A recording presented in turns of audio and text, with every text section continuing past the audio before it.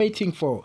Today we are talking about Dallas Cowboys defensive coordinator situation, Matt Eberflus, and the long list of the possible replacement if the Cowboys decided to move on. This is not short conversation. This is a deep conversation. We are going to break down why Matt Eberflus should be fired and why the Cowboys cannot afford to get this hire wrong again, and who could realistically replace him. We will also talk about philosophy of leadership and what this defense actually needs moving forward. By the end of this story, you will understand why this coaching decision may be one of the most important decisions the Cowboys make in the next several years. Let's start with the hard truth. Matt Eberflus' experiment did not work. The defense has not improved. In many ways, it has regressed. The Cowboys defense lacks identity. One week they play aggressive, the next week they play passive. One drive they look disciplined, the next drive they miss tackles and blow coverage. The inconsistency is coaching problem. Great defensive know who they are. They know what they do well. They know how to adjust when offenses attack their weakness. Under Matt Eberflus, the Cowboys defense looks confused before the snaps, slow after the snaps. That is unacceptable for the team with this much talent. 4 defensive coordinator in 4 years for the Cowboys. This is another big problem. Many fans say 4 defensive coordinator in 4 years is too much. And they are right now, stability matters in the National Football League. But here is a truth that cannot be ignored. Keeping a bad defensive coordinator just for stability is worse than changing coaches. If defensive coordinator is not developing players, not adjusting game plans, and not putting players in position to succeed, then stability becomes stagnation. The Cowboys have stayed loyal to the wrong people before. That cannot happen again. Cowboys report host Tom Donnelly made one request very clear. Brian Schottenheimer must be allowed to conduct a real coaching search. That means not hiring friends. That means no hiring former coworkers just because of the familiarity. That means no rushing the process. The Cowboys must interview multiple candidates. They must challenge ideas. They must ask hard questions. They must choose the best defensive mind, not the safest name. This hire must be about results. What the Cowboys defense needs currently. Before naming a candidate, we must understand what this defense actually needs. The Cowboys need a defensive coordinator who values discipline. They need someone who teaches fundamentals. They need someone who adjusts during the game. Of course, they need someone who maximizes stars and develop roles. This defense has talents, of course. The issues is leadership and executions. The candidates one we have here is Ari Harris, Bears defensive backs coach. Ari Harris is a name Cowboys fans know well. He played for the Dallas and understands the culture. Currently, he is a defensive backs coach for the Chicago Bears. Harris has done strong work developing young defensive backs and teaching aggressive but disciplined coverage. His strength is communication. Players respond to him. He demands accountability. He teaches techniques, not just scheme. The concern with AI Harris is experience. He has never been a defensive coordinator at the National Football League level. However, many great coordinators started as a position coach. If the Cowboys want a leader who understands their locker room, Harris is a serious option. Candidate number 2, we have Kenny Norton Jr., a Commanders linebacker coach. Kenny Norton Jr. brings experience first of all. He has been a defensive coordinator before and understands multiple defensive systems. Currently, he is a linebacker coach for the Washington Commanders. His defenses in the past were aggressive and physical. Norton believes in attacking offenses rather than reacting.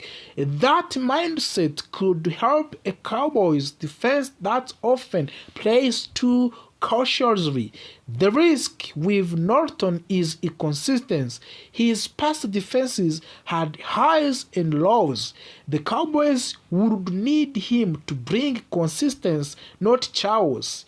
Candidate number 3, we have Mike Zimmer, former Cowboys defensive coordinator.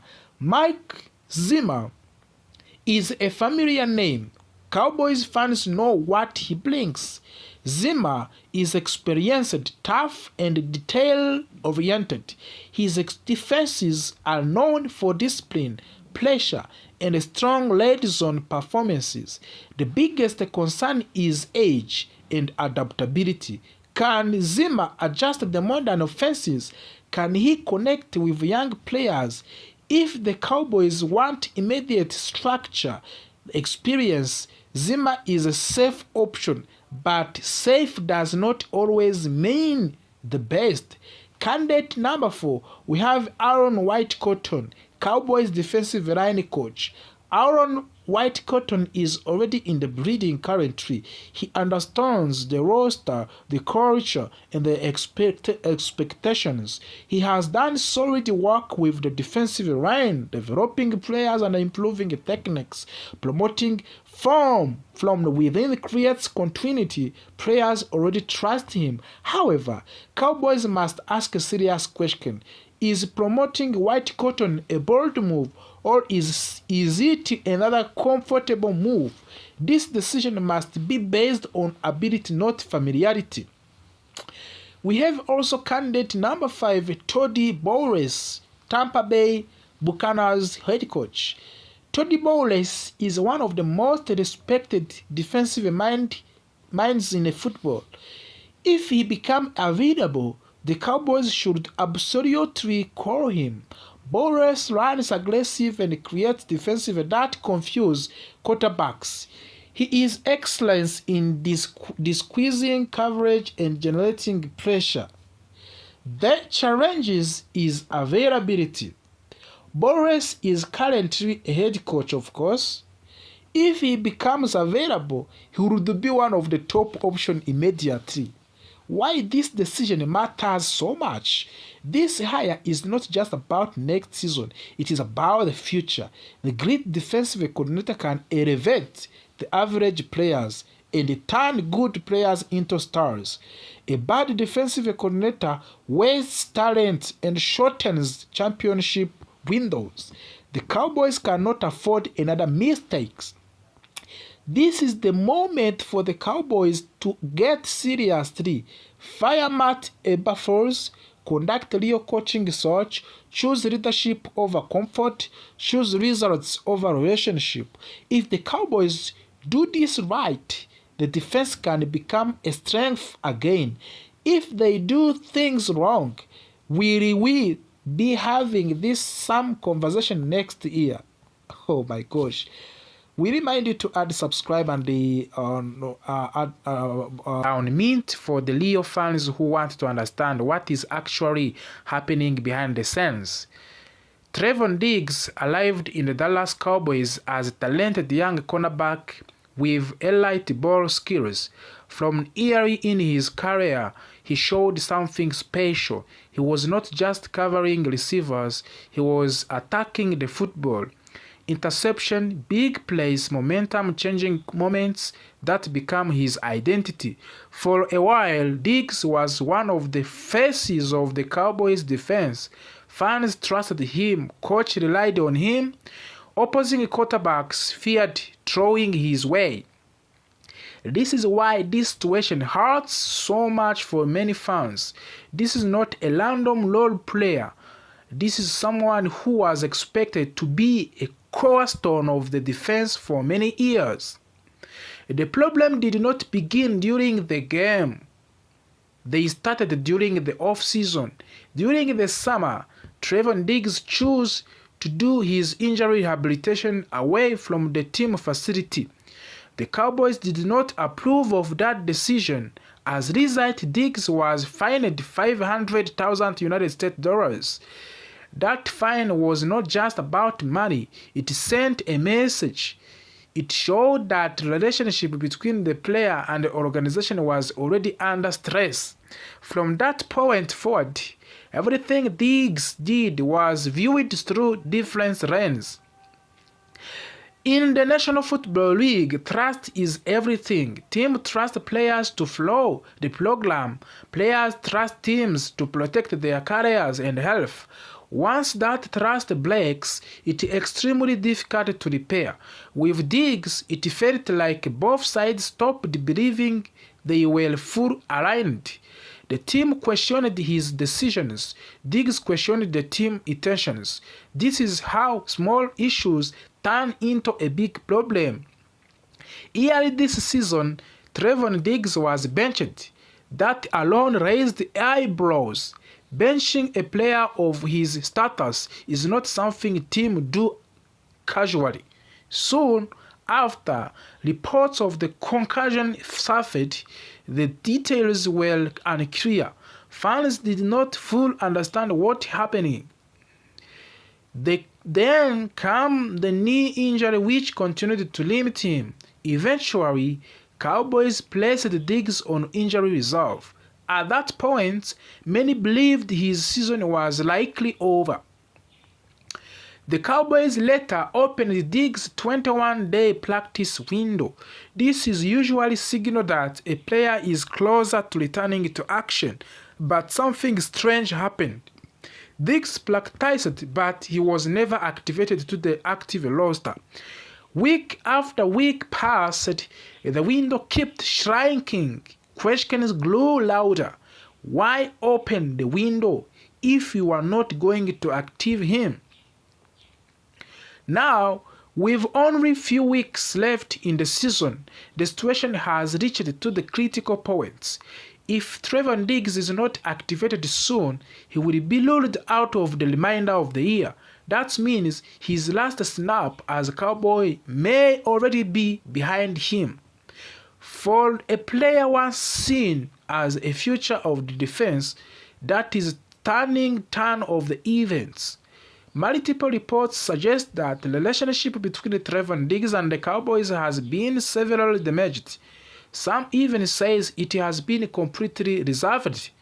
There have been mixed messages from the team and from the Diggs himself. One side suggests patience, the other suggests frustration. Fans are left trying to read between the lines. Sometimes, no matter how talented a player is, the environment becomes unhealthy. At that point, staying together hurts both sides. For Diggs, a new team could mean a clean slate. New coach, new expectation, a chance to rest his career. For the Dallas, moving on could mean clarity and financial flexibility. The salary cap reality currently. Cowboys cannot ignore the financial side of this situation. Trevon Diggs signed a 5-year contract worth of $97 million United States dollars. That is elite money. Elite money comes with elite expectations. If a player cannot stay on field, the team must reconsider that investment. If Cowboys release or trade Diggs before June 1st, they would save approximately $12.5 million in salary cap space. However, they would also take on nearly $6 million in dead cap money. This option allows Dallas to move quickly, but it is not a deal idea financially.